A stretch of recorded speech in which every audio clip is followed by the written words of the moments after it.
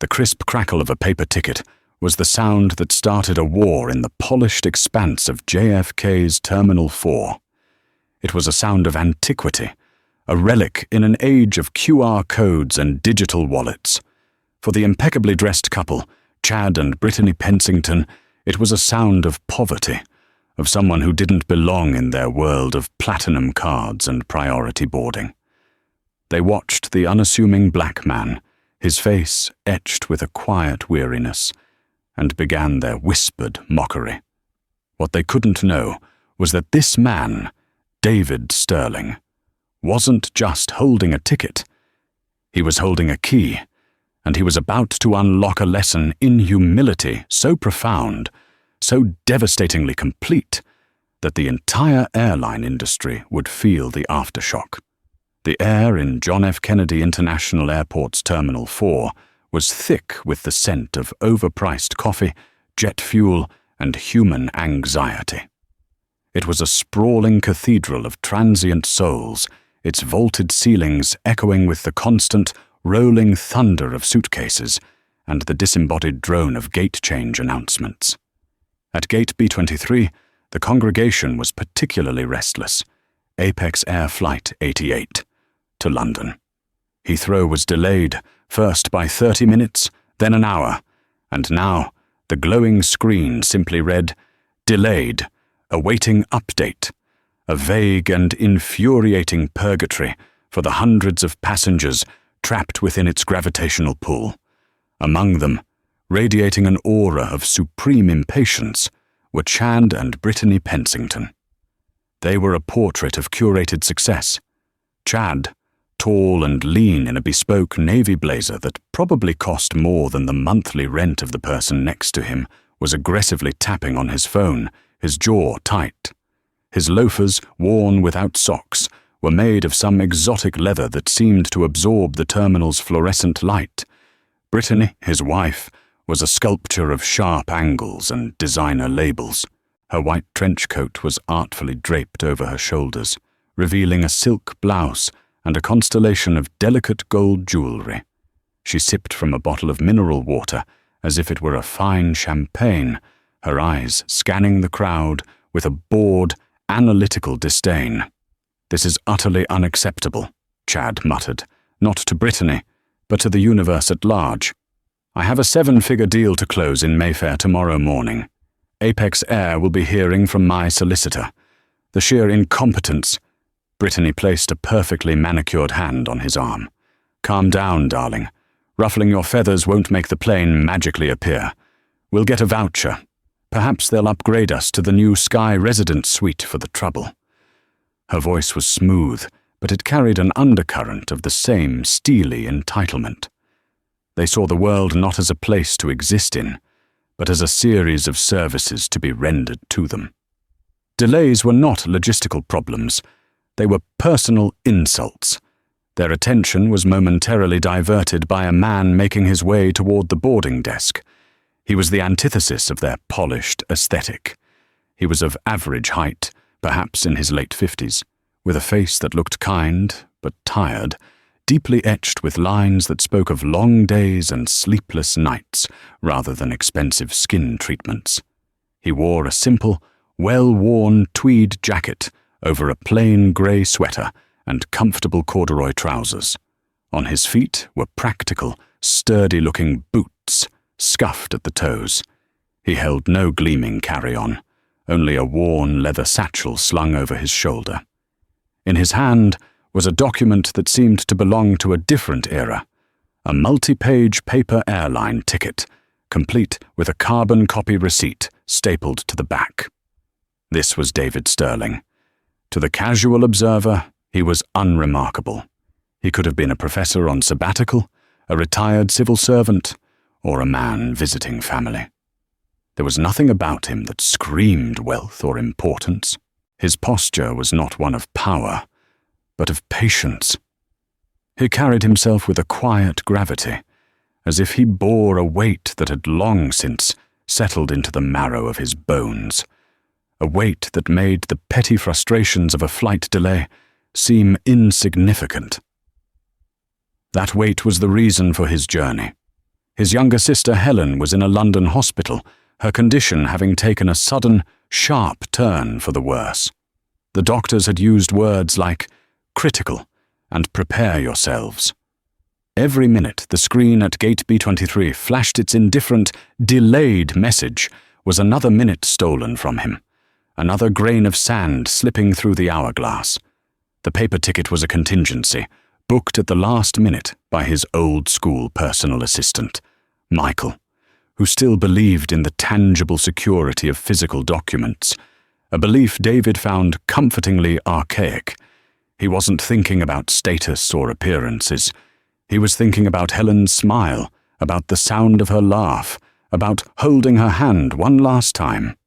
He approached the gate desk, waiting his turn behind a frantic family juggling 3 small children.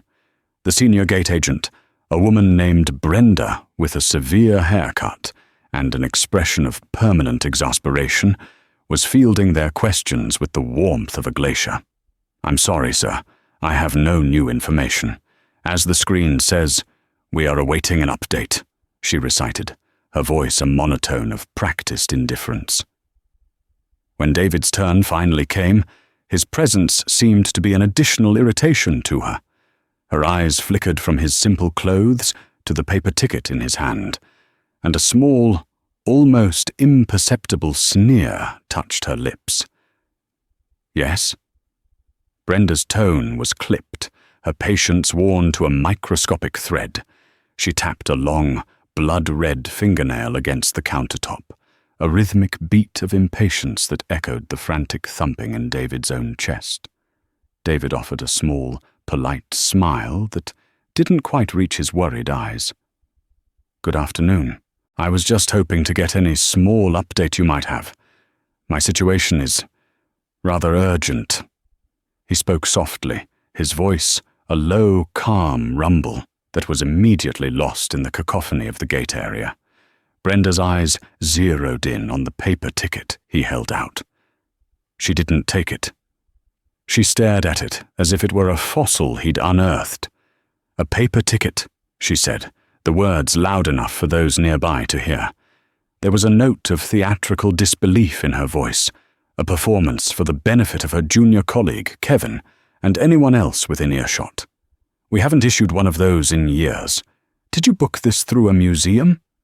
A few people in the priority line snickered. David's smile faltered, but his composure held. "My assistant booked it. He's a bit traditional. Is there a problem with it?" "The problem," Brenda sighed, leaning into her microphone with an air of profound weariness, "is that I have to manually type in this entire confirmation number. It takes time, and as you can see, we are rather busy." She gestured vaguely at the restless crowd, implying that he and his archaic document were the sole cause of her stress. It was this exchange that caught the full attention of the Pensingtons. Chad lowered his phone, a smirk spreading across his face. "Oh, Brittany, look at this," he murmured, his voice a stage whisper designed to carry. "It's a journey back in time. I bet he paid for it with a check." Brittany stifled a laugh behind her hand. "Don't be silly, darling. Probably cash, tucked away in a sock." Their comments were cruel, sharp, and deliberately audible. They were accustomed to a world where their opinions were validated, their jokes laughed at. They saw David Sterling not as a fellow human being in a stressful situation, but as a prop for their afternoon's amusement, a lower-class specimen to be observed and ridiculed. The fact that he was black only added a layer of unthinking, ingrained prejudice to their condescension. They saw his simple clothes, his old-fashioned ticket, and his quiet demeanor, and their minds filled in the blanks with a story of struggle and insignificance.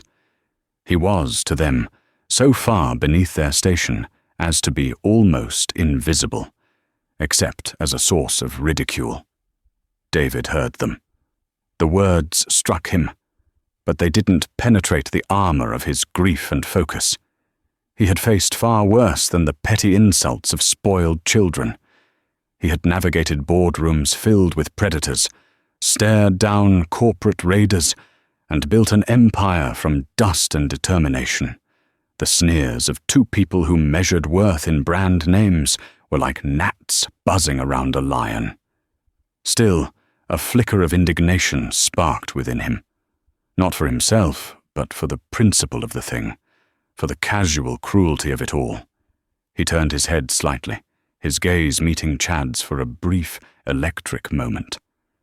David's eyes were calm, deep, and held a profound stillness that was unexpectedly unnerving. There was no anger in them, no defensiveness, just a quiet, penetrating assessment.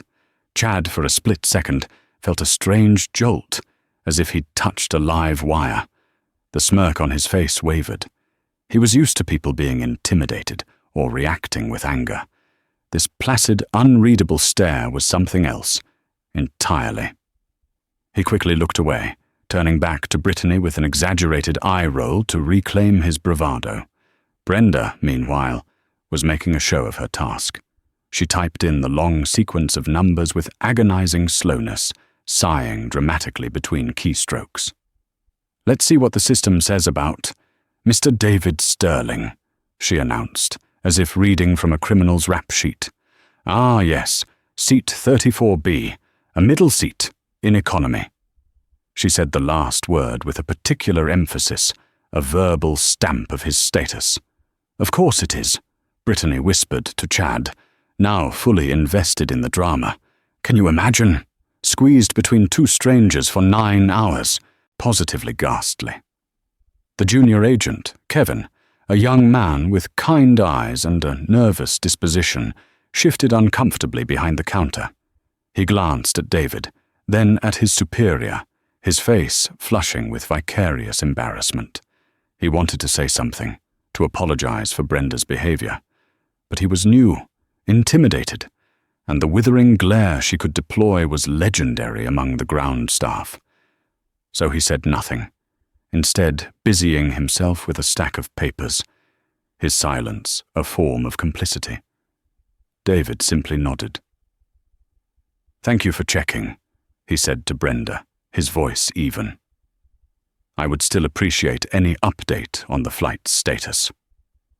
Before Brenda could offer another sarcastic retort, a loud ping echoed from the overhead speakers, followed by an announcement that sent a collective groan through the assembled passengers. "Attention, passengers of Apex Air, Flight 88 to London Heathrow. We regret to inform you that this flight has now been cancelled due to a critical and unresolvable mechanical issue. Please form a line at the service desk for rebooking options. We apologize for the inconvenience." The dam of forced patience broke. The gate area descended into a maelstrom of anger and frustration. People surged toward the desk, shouting questions, demanding answers. The Pensingtons were at the forefront, Chad's face a mask of purple rage. "Cancelled!" he bellowed, slamming his hand on the counter. "Do you have any idea who I am?" In the midst of the chaos, David Sterling remained preternaturally still. The word "cancelled" had landed like a physical blow. Rebooking. That meant another day. Maybe more. A day he did not have. A day Helen did not have. The quiet desperation that had been simmering beneath his calm exterior now threatened to boil over. But it didn't manifest as anger. It solidified into something far more potent, absolute, unwavering resolve. He was not going to be rebooked. He was going to London. Tonight. One way or another. He stepped away from the frenzied crowd, pulling out his phone. He ignored the pushing and shoving, the frantic energy of the panicked travelers. He had a singular focus. He made a single call, his back to the chaos. When he turned back toward the desk a few moments later, his expression had changed. The weariness was gone, replaced by a cool, decisive clarity. The lion was awake. The scene at Gate B23 devolved into organized chaos. Brenda and Kevin were swamped, facing a tidal wave of furious travelers. Shouts for hotel vouchers, demands for flights on other airlines, and threats of lawsuits filled the air. Chad Pensington was leading the charge, his voice a booming baritone of indignation. "I am an Apex Air Diamond Medallion Elite member. I spend over $100,000 a year with this airline. You will find me a seat on the next flight out. I don't care if you have to bump the Queen of England," he roared, jabbing a finger at the unflappable Brenda. Brittany stood beside him, her arms crossed, nodding in furious agreement. "This is a disgrace. Our reputation is on the line. We have meetings. People are depending on us." Amid this pandemonium, David Sterling calmly walked back to the desk, finding a small, unoccupied section of the counter. He waited patiently until Kevin, seeking a momentary refuge from a particularly irate passenger, glanced his way. "Excuse me," David said, his voice cutting through the noise, not with volume, but with its sheer lack of panic. "I have a question of a different nature." Kevin, grateful for a seemingly calm customer, scurried over. "Yes, sir. I can try to help. The earliest we can get you to London is likely tomorrow afternoon on a partner airline through Frankfurt." David shook his head. "That won't be acceptable. I need to get to London tonight. It's a matter of life and death." He said the words without melodrama, a simple statement of fact that made Kevin pause. "Sir, I'm very sorry, but there are no other flights departing for London from any New York airport tonight. Everything is booked solid because of this cancellation." "I understand," David said. "I'm not asking to be rebooked." He took a deep breath. "I would like to inquire about chartering this aircraft." Kevin's jaw dropped. He blinked, certain he had misheard. "Chartering? Sir, this is a Boeing 787 Dreamliner. It seats nearly 300 people. The cost would be astronomical. Hundreds of thousands of dollars. It's not something you just do at the gate." David's expression remained unchanged. "I am aware of the aircraft type, and I am prepared for the cost. Can you please get me someone with the authority to discuss this? A station manager, perhaps?" The exchange was quiet, but Brenda, whose ears were finely tuned to any deviation from the norm, overheard the word charter. She pushed past a complaining passenger and fixed David with a look of utter disbelief. "Charter the plane?" She scoffed, a harsh laugh escaping her lips. "Sir, with all due respect, you were concerned about your middle seat in economy 5 minutes ago. Now you want to charter a Dreamliner? Do you have any idea what you're talking about?" Her loud, mocking tone drew the attention of those nearby, including the Pensingtons. Chad turned from his own tirade, an expression of malicious glee spreading across his face. "Did I hear that correctly?" he boomed, striding over. "Our friend with the paper ticket wants to rent the plane? That's rich, absolutely priceless." He looked David up and down, taking in the tweed jacket and the corduroy trousers. "What are you going to pay with? A library card? Perhaps you have a rare stamp collection you'd like to trade?" Brittany joined in, her voice dripping with venomous sweetness. "Oh, be nice, darling. Maybe he's a secret prince from a very, very small, very, very poor country. The Kingdom of Tweed, perhaps?" The laughter from the couple and a few other onlookers was sharp and cruel. For the first time, a flicker of raw emotion crossed David's face, a flash of cold, hard anger. But he reined it in instantly. He would not give them the satisfaction of a reaction. He would not sink to their level. Instead, he simply adjusted his strategy. Chartering was a request. It could be denied, bogged down in bureaucracy. He needed a different approach, a sledgehammer, not a key. He held Brenda's condescending gaze. His voice, when he spoke again, was lower, colder, and resonated with an authority that was utterly mystifying. "You are mistaken. I am no longer interested in chartering the aircraft. Brenda smirked. Oh? Come back to your senses, have you? Now, if you'll get in line, we can try to find you another middle seat for tomorrow. No, David interrupted, the single word silencing her. I am no longer interested in chartering because that is insufficient. The plane is damaged. It cannot fly. He paused, letting his words hang in the air. I don't want to rent the plane. I want to buy it. A profound, echoing silence fell over the immediate area. Even the shouting from the other end of the counter seemed to die down as people processed the sheer absurdity of the statement. Chad Pensington stared, his mouth agape. The joke had suddenly, inexplicably, stopped being funny. Brenda's face was a comical mask of confusion and contempt. Buy it? You want to buy the plane? Sir, I think you are unwell. Perhaps you need medical attention. Security. I'm perfectly well, David said calmly, pulling his phone from his pocket again. He navigated to his banking app, the screen glowing in the dim light. A new Boeing 787-9 Dreamliner has a list price of approximately $290 million. This one is several years old, part of a fleet, and currently non-operational. I would assess its current value, as is, where is, at roughly $120 million.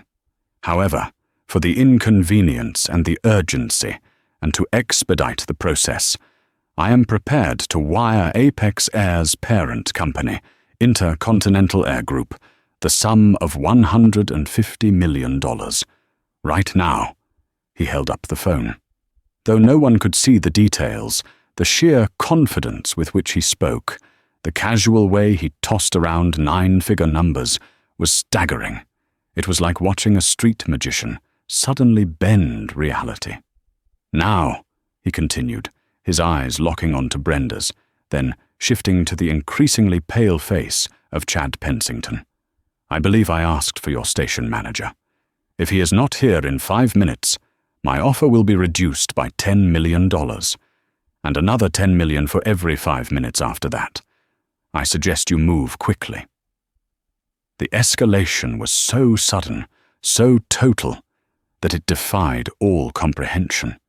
The man in the tweed jacket, the man with the paper ticket, the man they had mocked as a pauper, had just made a credible, bone-chillingly serious offer to buy a wide-body jet. The power dynamic at Gate B-23 hadn't just shifted, it had been annihilated by a financial nuclear bomb. The silence that followed David Sterling's pronouncement was a physical entity. It pressed in on them, sucking the air out of the terminal. The ambient noise of the airport, the distant announcements, the rolling suitcases, seemed to fade into a dull, far-away roar. In the immediate vicinity of the Apex Air Desk, the only sound was the frantic, disbelieving pounding of several hearts. Brenda stood frozen, her face a comical tableau of shock. Her meticulously constructed world of rules, regulations, and passenger hierarchies had just been shattered by a statement of such impossible audacity that her brain simply refused to process it. Buy the plane? It was a sentence that didn't compute, a sequence of words that had no place in the operational manual of a gate agent. Chad Pensington's smug, condescending expression had melted away, replaced by a slack-jawed pallor. The numbers David had quoted, $150 million, were sums that Chad, for all his bluster about 7-figure deals, could only dream of.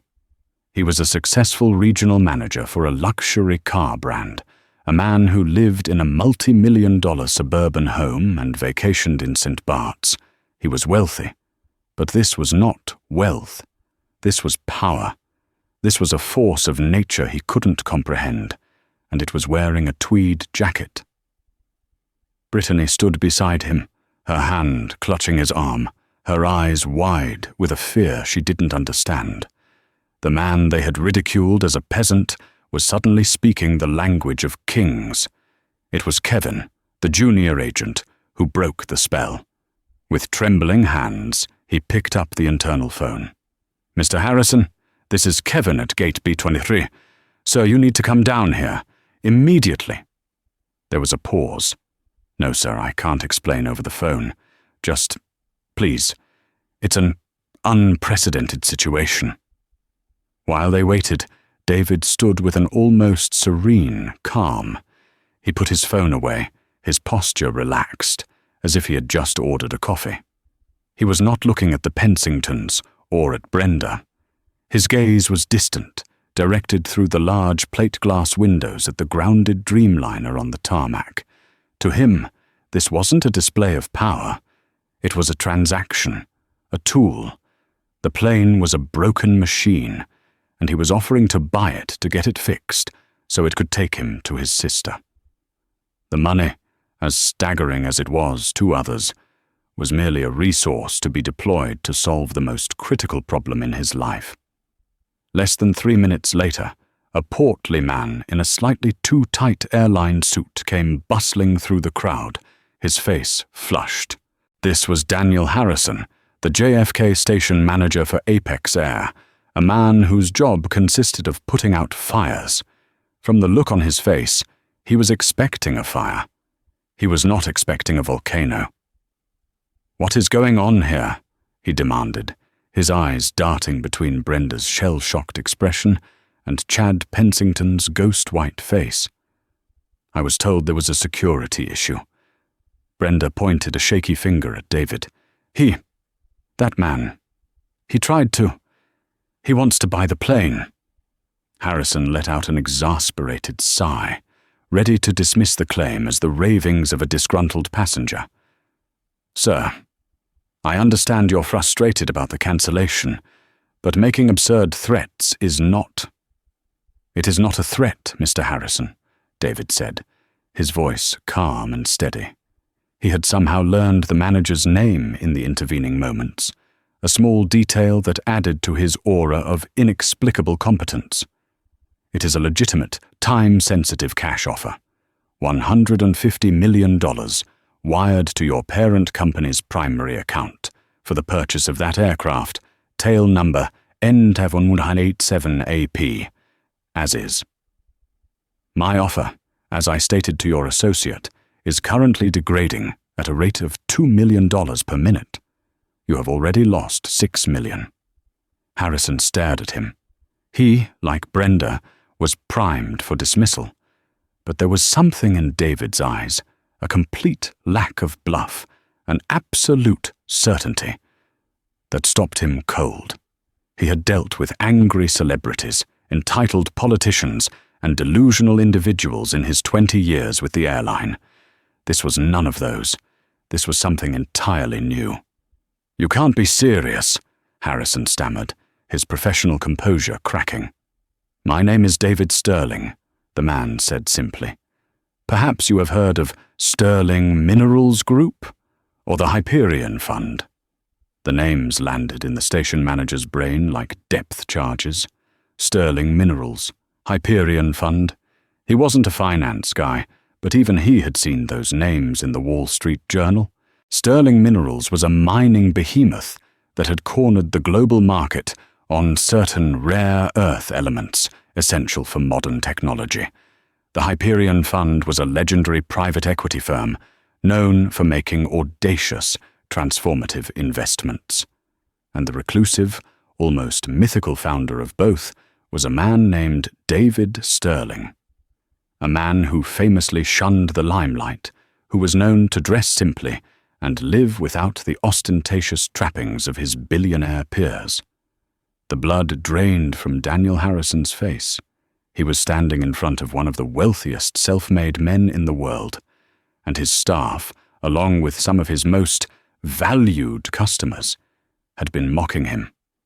"Mr. Sterling," Harrison whispered, his voice cracking. "My God, I apologize." "Apologies are not necessary, Mr. Harrison.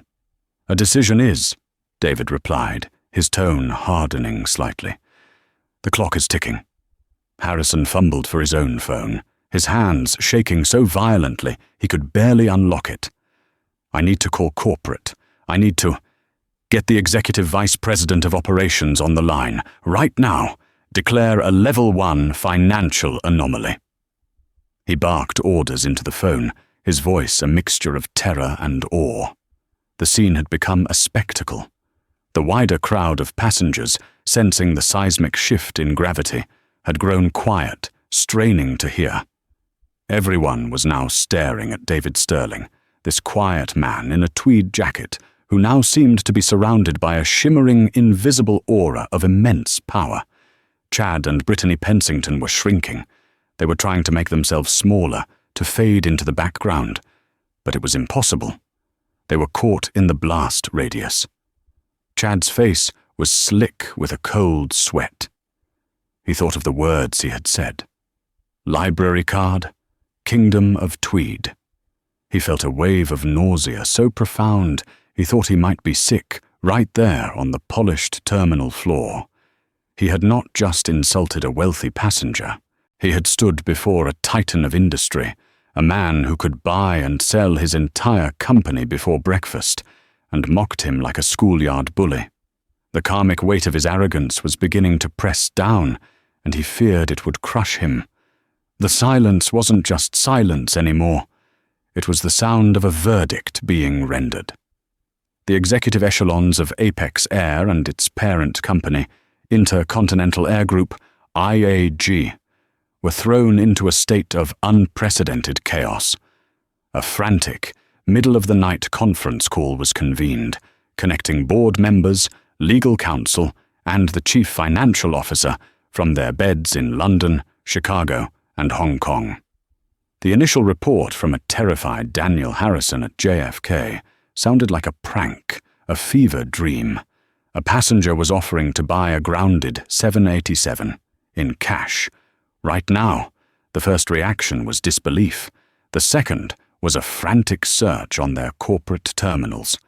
David Sterling, Sterling Minerals, Hyperion. The results that flashed on their screens confirmed their worst fears and their most unbelievable hopes. The man was real. His net worth was a figure with so many commas it looked like a typo. More importantly, his reputation was one of ironclad seriousness. David Sterling did not bluff. The conversation on the call shifted rapidly from, "Is this a hoax?" to "Can we legally do this?" and then, inevitably, to "Should we do this?" The airline was in financial trouble. A recent earnings report had been dismal, and their stock had taken a beating. The 787 in question, N787AP, was a problematic aircraft. It was slated for a multi-million-dollar engine overhaul in the next quarter, a massive capital expenditure they could ill afford. Selling it, even at a slight discount, would be a short-term accounting miracle. Selling it for a $150 million cash injection for a non-operational asset currently sitting on the tarmac. It wasn't just a good deal, it was a corporate lifeline handed to them on a silver platter. The legal team worked at lightning speed. Precedents were non-existent, but the fundamentals were simple. It was a willing buyer, willing seller transaction. Title transfers, FAA notifications, insurance liability waivers. It was a mountain of paperwork that would normally take months. But for $150 million in cash, mountains could be moved in minutes. Back at Gate B-23, the atmosphere was surreal. A cordon of airport security had discreetly formed a perimeter, not to contain David, but to give him a bubble of space. Daniel Harrison stood nearby, acting as a nervous liaison, relaying information from the frantic calls he was receiving. David himself was the epicenter of calm in this storm. He sat in one of the uncomfortable gate chairs, his leather satchel at his feet. He had his phone to his ear, but he wasn't speaking to lawyers or bankers. He was speaking to his sister's nurse in London. "How is she, Mary?" No change is good, I suppose. Yes, please tell her I'm on my way. Tell her I'm moving heaven and earth. I'll be there soon. I promise." His voice was gentle, filled with a raw, aching love that stood in stark contrast to the cold, hard financial mechanics unfolding around him. This was the why. This was the engine driving the entire impossible event. After the call, he dialed another number. "Michael," he said, his voice shifting back to business. "We have an acquisition. I'm sending you the wire details for Intercontinental Air Group. The amount is $150 million. The authorization code is Sierra Tango Echo Lima 88. I need it executed in the next 10 minutes. Yes, it's for a plane. I'll explain later. Just make it happen." Brenda, the gate agent, watched from behind the counter, her face pale and her hands trembling. Her entire career was flashing before her eyes. Every snide comment, every dismissive gesture she had ever made to a passenger was now personified in the man sitting calmly before her. She had mocked his paper ticket, and he had responded by buying the entire multi-ton vehicle it was meant for. The cosmic imbalance of the encounter was so vast it made her feel dizzy. Chad and Brittany Pensington had retreated to a corner, trying to become invisible. They were no longer speaking. Brittany was scrolling frantically on her phone, her face ashen. She had just searched David Sterling's name.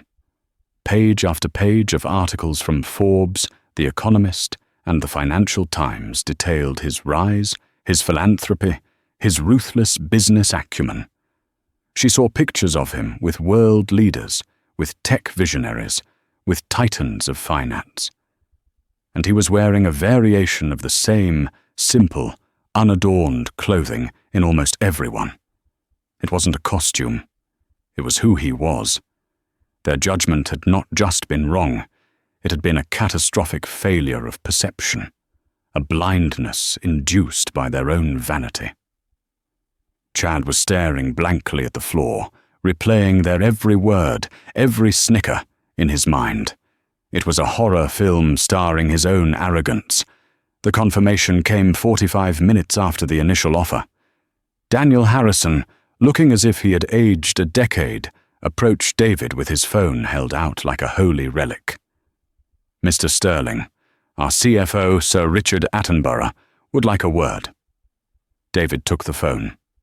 "Sterling?" A crisp British accent crackled on the other end. "Mr. Sterling, Richard Attenborough here. We have received your most generous offer. Our board has approved the sale in principle. Our legal team is drafting a digital memorandum of understanding as we speak. Can you confirm the funds are liquid?" "The wire transfer was initiated from my New York holding account 10 minutes ago," David said coolly. "You should have confirmation of receipt from your bankers within the next 20 minutes. I am buying the aircraft and retaining the services of Apex Air to operate it for a single flight. Tonight, from this airport to London Heathrow, I will require a new flight crew. Captain Morrison and his first officer are to be replaced. I trust you can find qualified pilots who are on standby?" The request was another quiet bombshell. He wasn't just buying the plane, he was dictating the terms of its operation. He was firing the captain before he even set foot on board. Of course, Mr. Sterling," the CFO stammered. "We have crews on reserve. We will handle it." "Good. And one final thing," David added. "I will be personally approving the passenger manifest for this flight." A few minutes later, a ping sounded on Daniel Harrison's laptop. It was an email from the IAG Treasury Department. His eyes widened. He looked at David, his expression one of pure, unadulterated awe. "The funds," he whispered. "They've been received." The transaction was complete. David Sterling, the quiet man in the tweed jacket, now owned a Boeing 787 Dreamliner. He stood up, his gaze sweeping across the stunned faces at gate B-23. The time for quiet patience was over. The time for reckoning had arrived. With ownership confirmed, a new and palpable authority settled around David Sterling. He was no longer a passenger subject to the whims of an airline. He was the master of the vessel. The chaos of the cancelled flight had been replaced by a tense, watchful silence as everyone waited to see what he would do next. Daniel Harrison, now acting as a de facto personal assistant, scurried to his side. "Mr. Sterling, your new flight crew is en route to the airport. Captain Andrews is one of our most senior training captains. The maintenance chief has also confirmed that the critical issue with the original flight was, in fact, a faulty sensor that can be replaced and reset within the hour. It seems the initial cancellation was overly cautious." Harrison's words carried the heavy implication that the flight could have been saved, but the crew, particularly Captain Morrison, had opted for the easier path of cancellation. David simply nodded, his mind already on the next step. He walked to the boarding desk podium, standing where Brenda had stood just an hour before. He took the microphone, his movements calm and deliberate. The soft click as he activated it echoed through the silent gate area. "Good evening, everyone," he began, his voice amplified, clear and steady. It held no trace of anger or triumphalism, only a quiet, resonant authority. "My name is David Sterling. As you may have gathered, the circumstances of our travel to London tonight have changed. Due to a personal emergency, I have purchased this aircraft to ensure my immediate departure." A collective gasp went through the crowd. Hearing it stated so plainly, so officially, was still a shock. This will now be a private flight. However, the plane is large, and I have no desire to fly it empty. Therefore, I will honor the tickets of nearly all the passengers of the original Apex Air Flight 88. A wave of relief and excited murmurs swept through the passengers. They weren't just getting to London.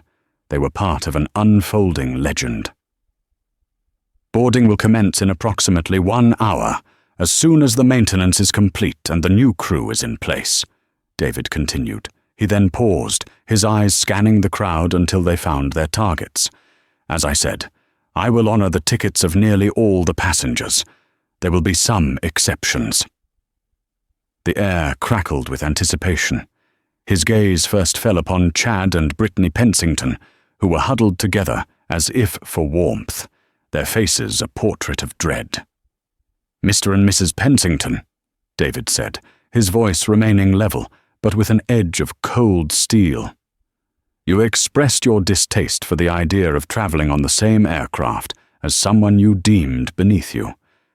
You mocked my clothing, my ticket, and my perceived station in life. You seem to value exclusivity above all else. I am therefore happy to grant you that exclusivity.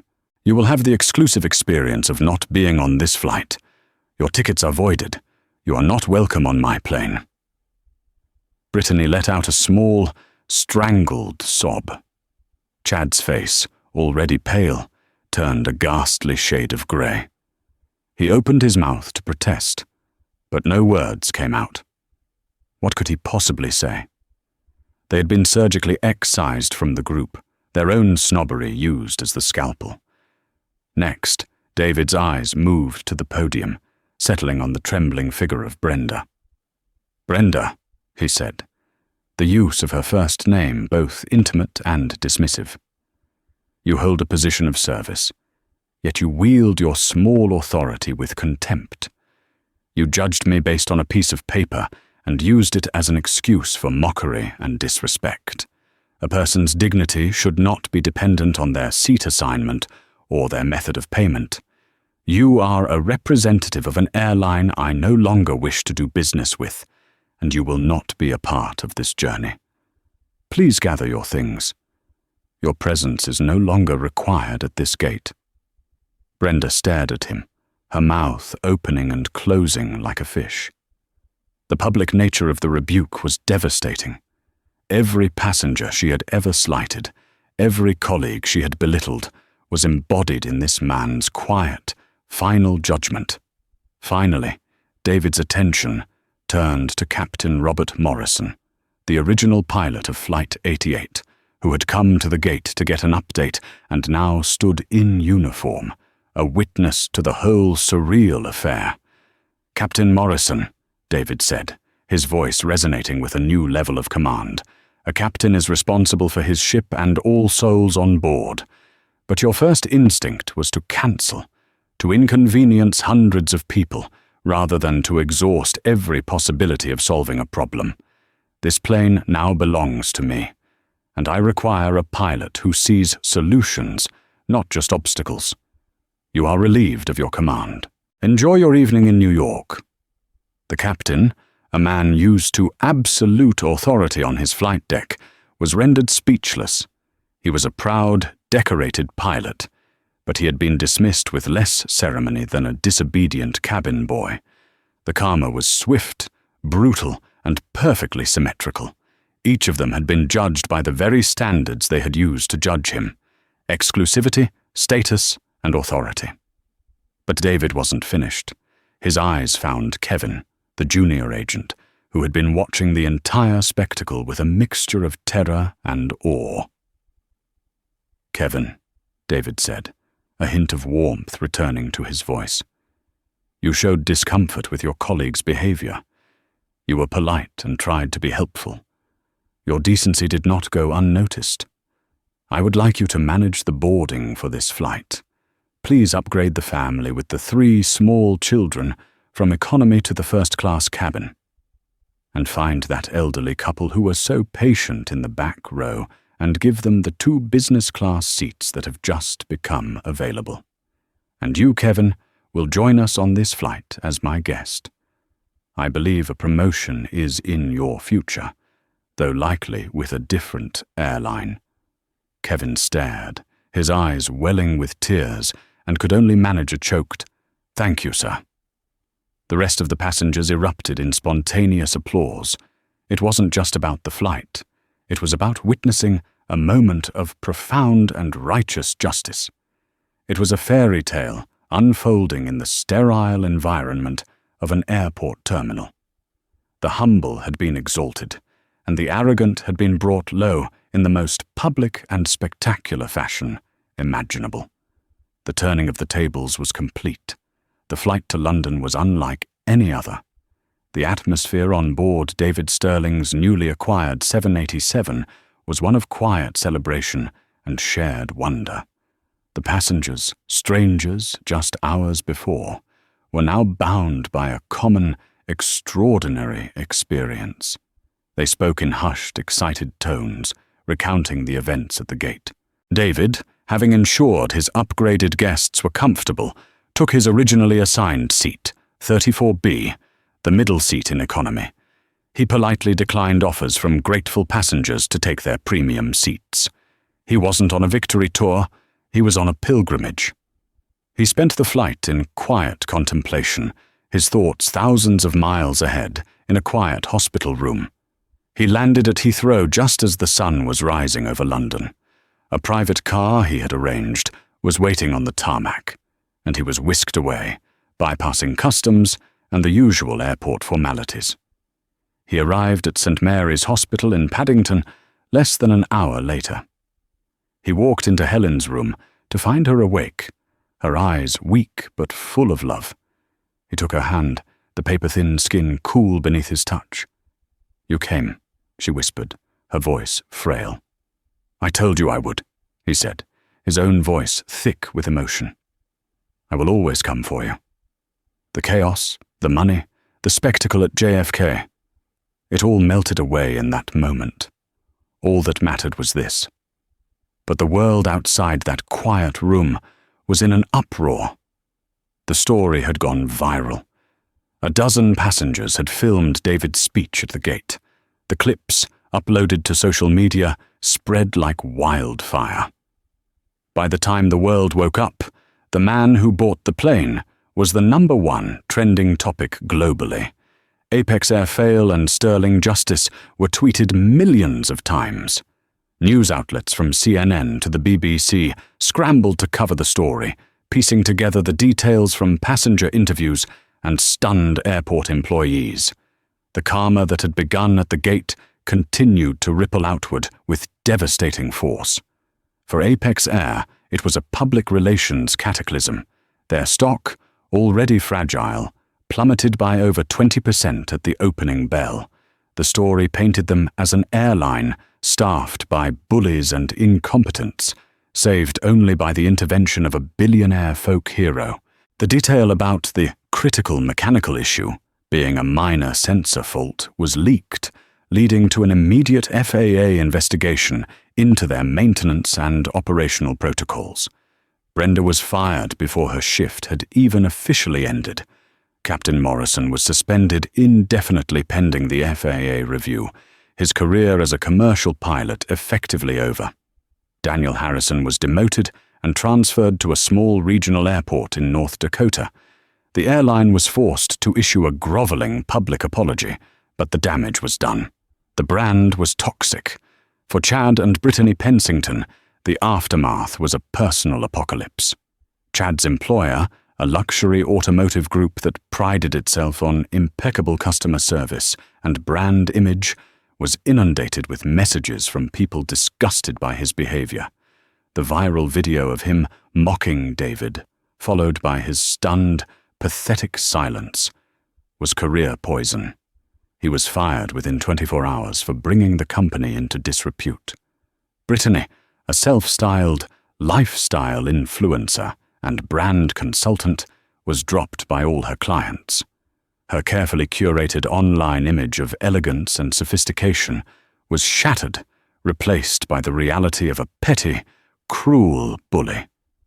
They were forced to sell their home and retreat from the public eye, their reputations and their lavish lifestyle destroyed by a few moments of thoughtless arrogance. David Sterling, conversely, became an unwilling international icon.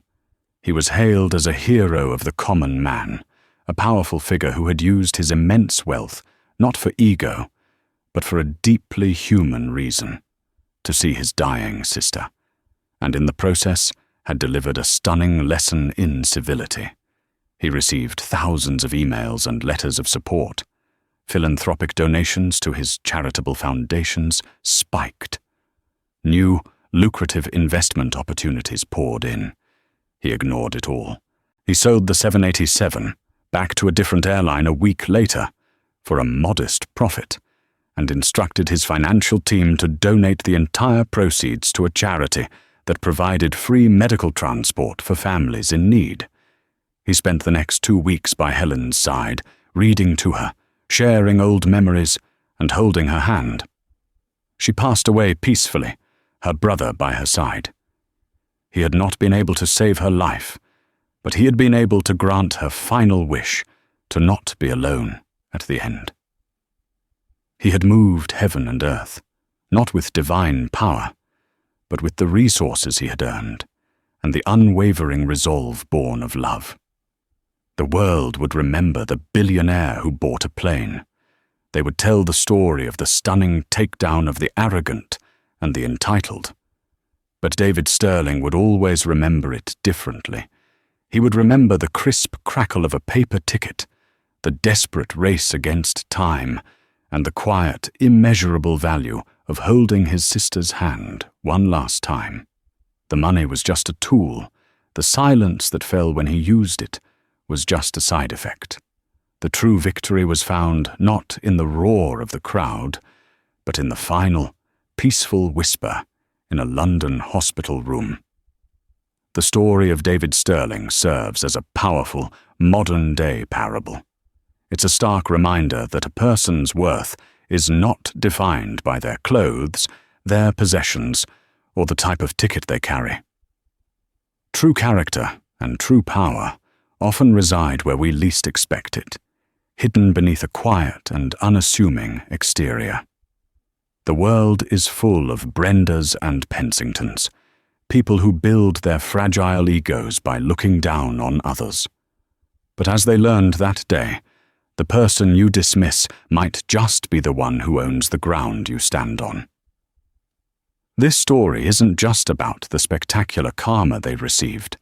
It's a testament to the idea that the greatest motivations, love, family, and dignity, can unleash forces more powerful than any amount of wealth or status. What would you have done in David's situation? What's the most shocking act of humility or arrogance you've ever witnessed? Share your thoughts in the comments below.